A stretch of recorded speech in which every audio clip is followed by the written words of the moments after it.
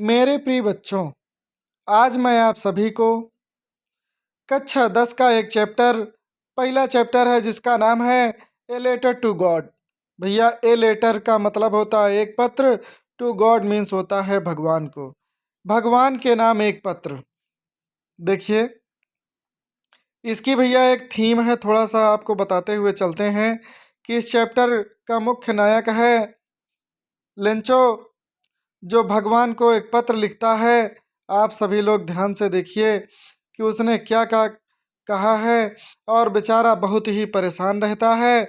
जो भगवान के नाम कोई सहारा वाला नहीं मिलता तो वह भगवान के नाम एक पत्र लिखता है। मैं आपको एक एक पैसेज में एक एक वर्ड का अर्थ बताते हुए हिंदी में पूर्णतः प्रयास करूंगा कि आपको निश्चित ही समझ में आएगा। आप सभी लोग ध्यान से देखिए। देखिए भैया, पहला पैसेज है द हाउस मीन्स होता है घर। The only one in the entire valley set on the crest of a low hill. देखिए भैया, मैं आपको एक एक वर्ड का अर्थ भी बताते चलता हूँ, आप सभी लोग ध्यान से देखते रहिए। House means the house means होता है भैया, द हाउस मीन्स होता है घर। द वनली वन का मतलब होता है केवल एक। इन the entire valley, entire means होता है संपूर्ण। इन मीन्स होता है में, वैली मीन्स होता है घाटी, अर्थात कि संपूर्ण घाटी में केवल एक। Set on the crest, set means स्थित है। On the crest, crest means होता है चोटी। Of a low hill, low means निचली, हिल मीन्स पहाड़ी, अर्थात कि इस लाइन का अर्थ होगा वह घर जो संपूर्ण घाटी में केवल एक निचली पहाड़ी की चोटी पर स्थित था। वह घर जो संपूर्ण घाटी में केवल एक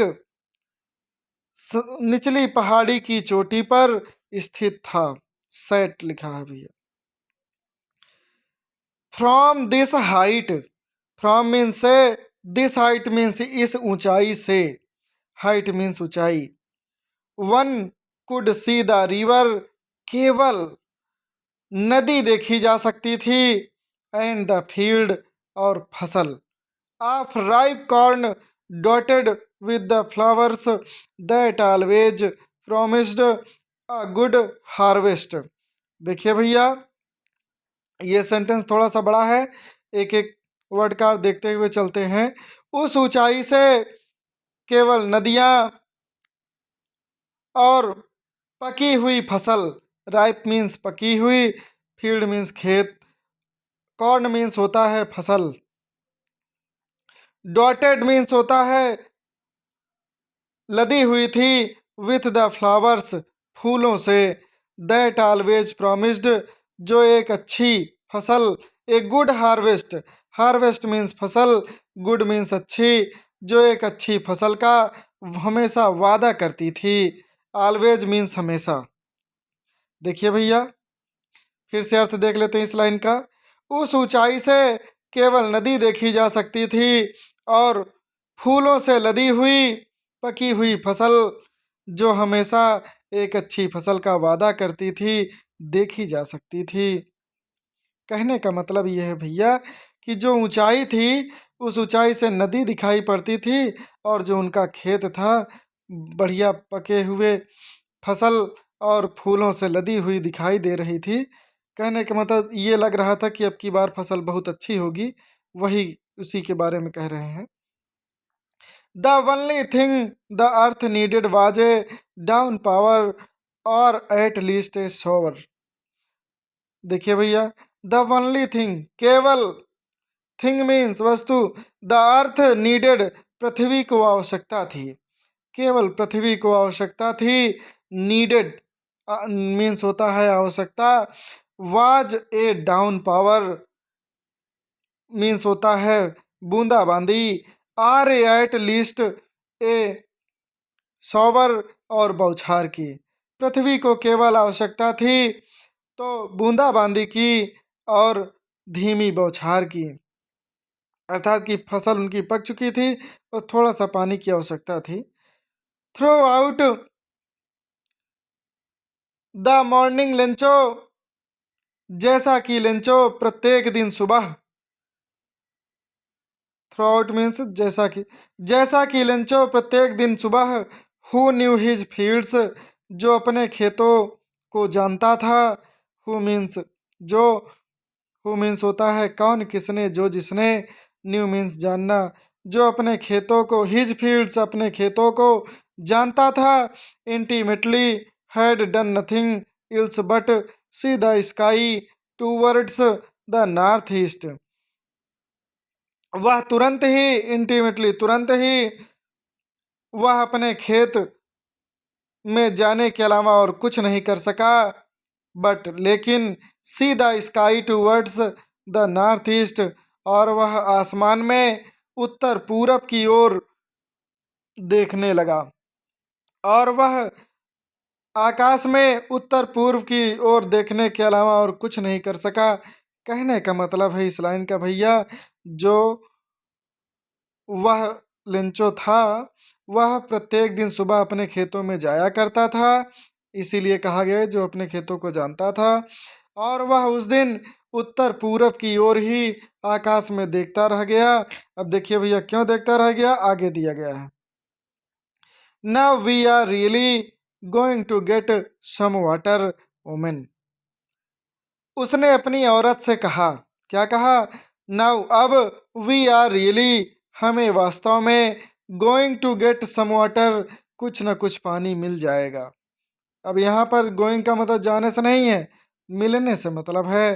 अब हमें वास्तव में, रियली मीन्स वास्तव में, अब हमें वास्तव में कुछ न कुछ पानी मिल जाएगा, उसने अपनी औरत से कहा। देखिए भैया, the woman who was preparing supper, औरत जो भोजन पका रही थी, प्रिपेयरिंग माने तैयार करना, सुपर मीन्स भोजन, हु मीन्स जो, औरत जो कि भोजन पका रही थी, रिप्लाइड उत्तर दिया, यस हाँ, गॉड विलिंग, यदि ईश्वर ने चाहा या भगवान ने चाहा। The older boys we are working in the field, और बड़ा लड़का जो खेत में काम कर रहा था, वर्किंग इन द फील्ड खेत में काम कर रहा था, while the smaller ones were playing near the house, बल्कि बल्कि while मीन्स जबकि, स्मॉलर वंस छोटा लड़का घर के पास खेल रहा था, प्लेइंग मीन्स खेलना, नियर मीन्स पास, द हाउस मीन्स घर, until the woman called to them all, और जबकि वह औरत उन सभी को बुलाने के लिए गई या पुकारने लगी, उन सभी को पुकारने लगी, कम फॉर डिनर, आओ भोजन कर लो।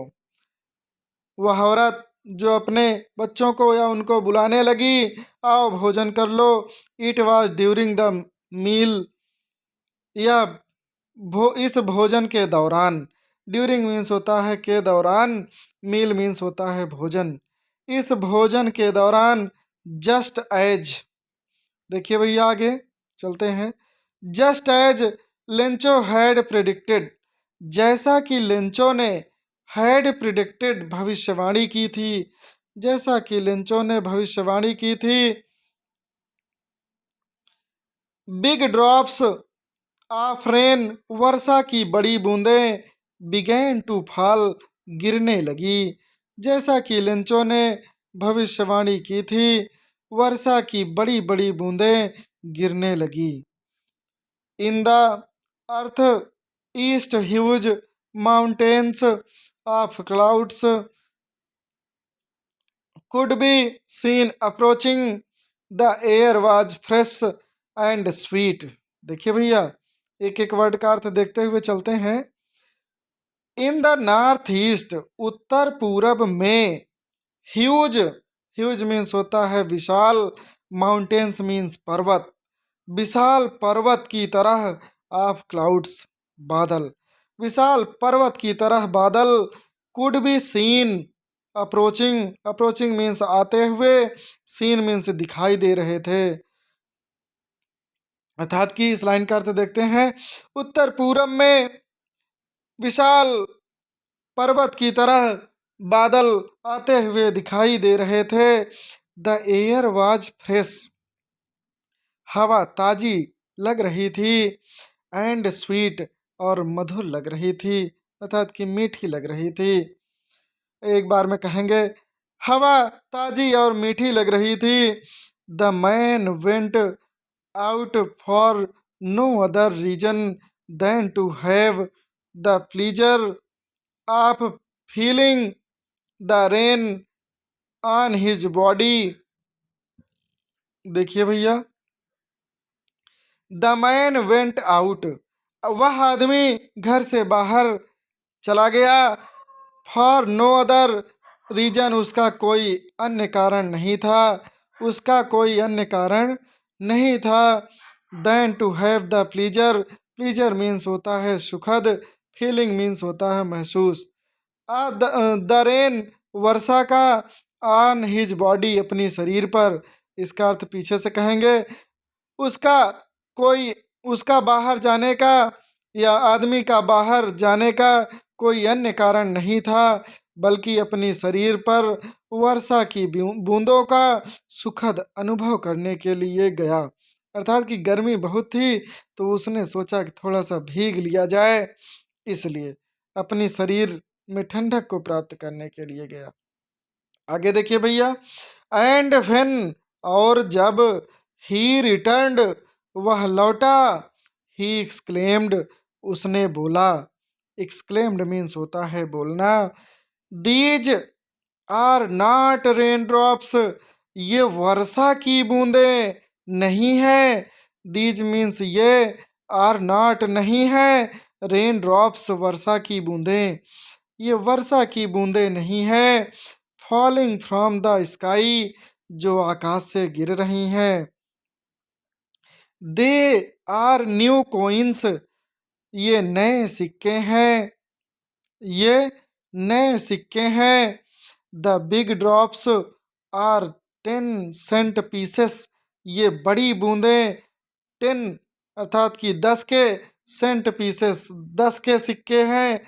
सेंट वहाँ कहा जाता था अंग्रेजों के लिए, तो हम यहाँ पर पैसे भी कर सकते हैं, रुपए भी कर सकते हैं, कुछ भी कर सकते हैं। ये बड़ी बूंदे 10 सेंट के पैसे हैं या टुकड़े हैं। And the little ones are fives, और छोटी बूंदें, लिटिल मीन्स छोटी, और छोटी बूंदें 5 के सिक्के की तरह हैं। कॉइन्स मीन्स सिक्का कह सकते हैं। कहने का मतलब ये है भैया कि लिंचो ने कहा, ये बड़ी बूंदें जो गिर रही हैं, ये 10 के सिक्के की तरह हैं, और नई बूंदें 5 के सिक्के की तरह हैं। देखिए भैया, अगली लाइन चलते हैं। दिया गया है, with a satisfied expression he regarded the field, बड़े संतुष्ट भाव के साथ। सेटिस्फाइड मीन्स संतुष्ट, एक्सप्रेशन मीन्स होता है भाव, विथ मीन्स होता है साथ। बड़े संतुष्ट भाव के साथ, ही रिगार्डेड, उसने कहा या उसने बोला, द फील्ड ऑफ राइप, खेतों की फसल, corn with its flowers, draped in a certain of A rain. बड़े संतुष्ट भाव के साथ उसने बोला कि खेत की पकी हुई फसल, राइप मीन्स पकना, कॉर्न मीन्स फसल, जो फूलों से लदी हुई है। Draped in a certain of rain, जो वर्षा में लपिट गई थी। ड्रैप्ड में लपेटना। बट सडनली, लेकिन अचानक, a strong wind began to blow, and along with the rain very large hailstones began to fall। भैया, बट लेकिन, सडनली अचानक, ए स्ट्रॉन्ग विंड, एक तूफान चलने लगा, बिगेन चलने लगा, टू ब्लो, और तेज हवाएं चलने लगी, एंड और एलॉन्ग विद द रेन, और वेरी लार्ज, और भारी वर्षा होने लगी। हेल स्टोन, और ओले गिरने लगे। हेल स्टोन्स बिगैन, ओले गिरने लगे अर्थात कि बर्फ गिरने लगी। टू फॉल, गिरने लगी। These truly did resemble new silver coins, ये सत्य ही, ट्रूली मीन्स ये सत्य ही, डिड रिसेंबल, रिसेंबल मीन्स होता है प्रतीत हो रहे थे, न्यू सिल्वर कोइंस, नए चांदी के सिक्के। ये निश्चित ही या ये सत्य ही चांदी के सिक्के की तरह प्रतीत हो रहे थे। The boys exposing themselves to the rain, लड़के एक्सपोजिंग बाहर निकलकर वर्षा में, रैन आउट दौड़ दौड़ कर, collect the frozen pearls, frozen pearls भैया कहा गया है जो फ्रोजन मीन्स होता है बर्फ, पियल्स मीन्स मोती, बर्फ के मोतियों को कलेक्ट मीन्स एकत्रित कर रहे थे। कहने का मतलब ये है भैया कि जो लड़के थे वो घर से बाहर निकलकर वर्षा में दौड़ दौड़ करके जो बर्फ के सफ़ेद मोती दिखाई दे रहे थे अर्थात कि जो बर्फ गिर रही थी उसको एकत्रित करने लगे। अब उन लोगों का बचपना था, उनको अच्छा लग रहा था, तब ऐसा करने लगे। आगे देखते हैं भैया, आप सब जुड़े रहिए। हम निश्चित ही आपको ये पूरा चैप्टर आज पढ़ाने वाले हैं, इसलिए आप सब लगे रहिए। निश्चित ही इसको समाप्त किया जाएगा, बस आप सब जुड़े रहिए, इसी प्रकार से पढ़ाते रहेंगे। देखिए भैया अगला पैसेज है, it is really getting bad now, exclaimed the man. भैया इसका अर्थ पीछे से देखते हैं। एक्सक्लेम्ड द मैन, उस आदमी ने बोला, उस आदमी का मतलब लंचो ने।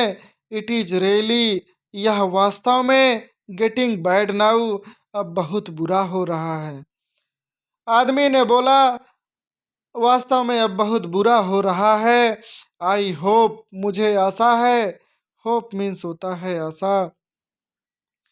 इट पासेस क्विकली, यह जल्द ही गुजर जाएगा।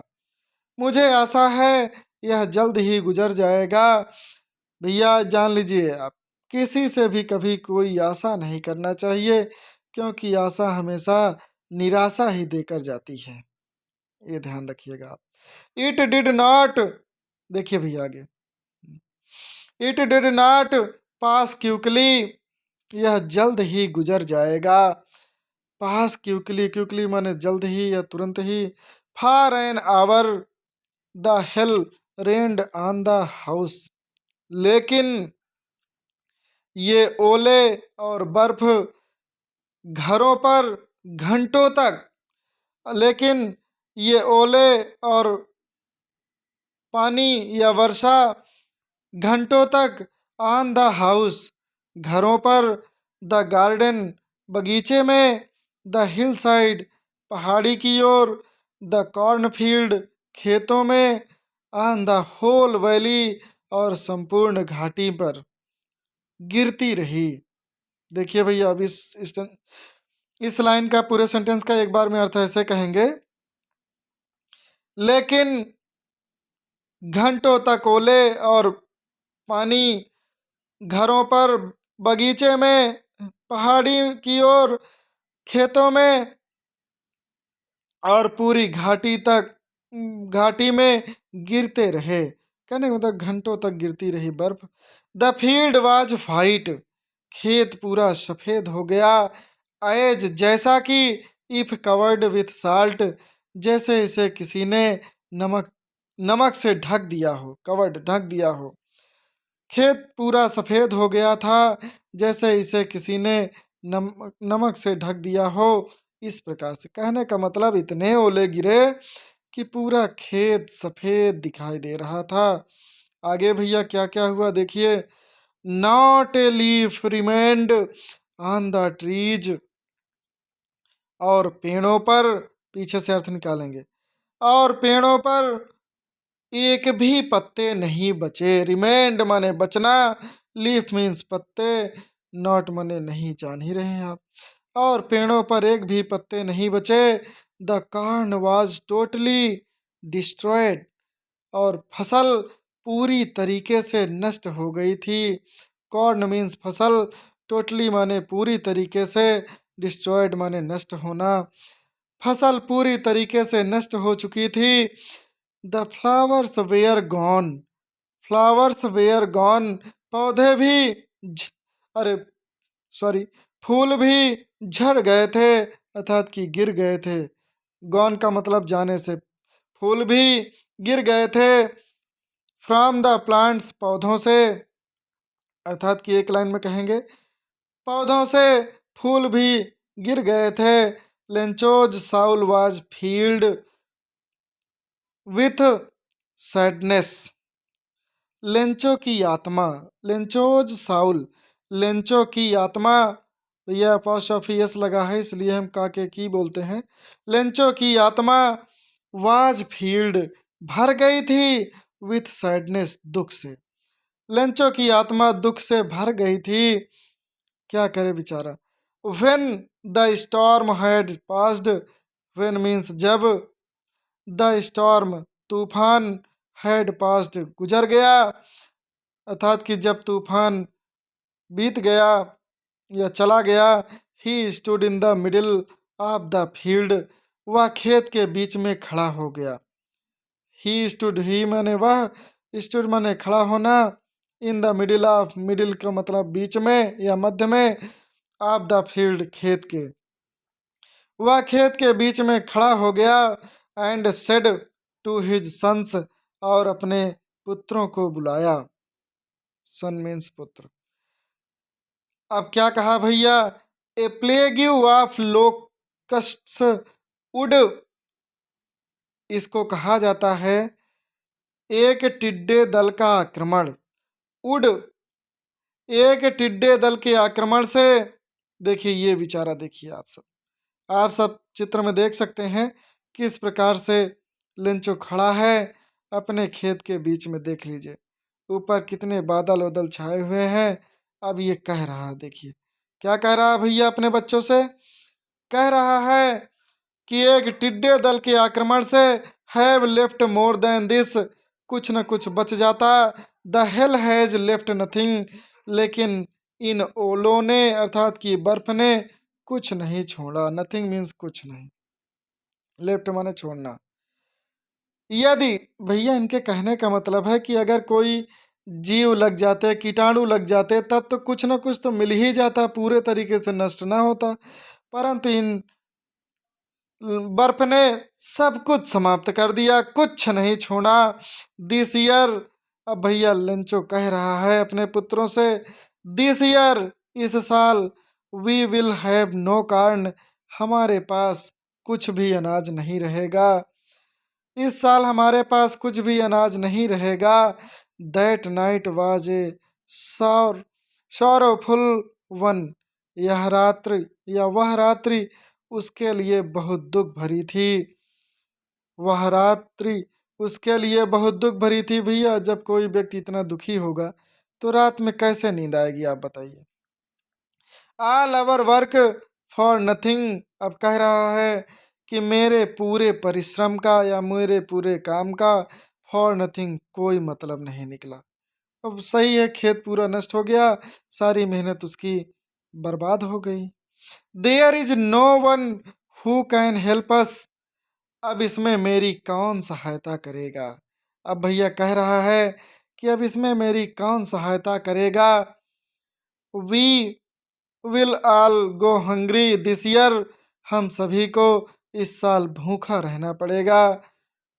अब कह रहा है कि इस साल हम सभी को भैया भूखा रहना पड़ेगा। अपने बच्चों से कहता है क्या किया जाए, सारी फसल तो नष्ट हो गई, इन ओलों ने कुछ नहीं छोड़ा। चलिए भैया अब अगली लाइन पर चलते हैं। अगली लाइन दिया गया, बट इन द हियर्ड्स या hertz of all who lived in that solitary house in the middle of the valley, there was a single hope, help from God। देखिए भैया अब एक एक शब्द का अर्थ बताते हुए चल रहे हैं।